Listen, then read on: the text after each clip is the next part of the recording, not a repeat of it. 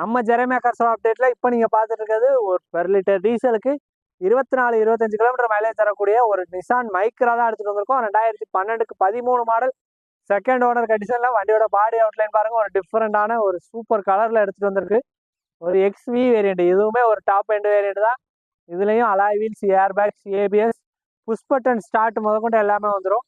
4 டயருமே சூப்பரான கண்டிஷன்ல இருக்கு. அபோவ் ஒரு 90% இருக்கு. வண்டியோட இன்டீரியர்லாம் பாருங்க,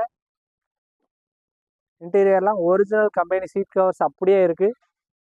டச் ஸ்கிரீன் ஆடியோ சிஸ்டம் போட்டிருக்காங்க. வண்டி டீசலுக்கு மைலேஜ் தரமாக கொடுக்கும்.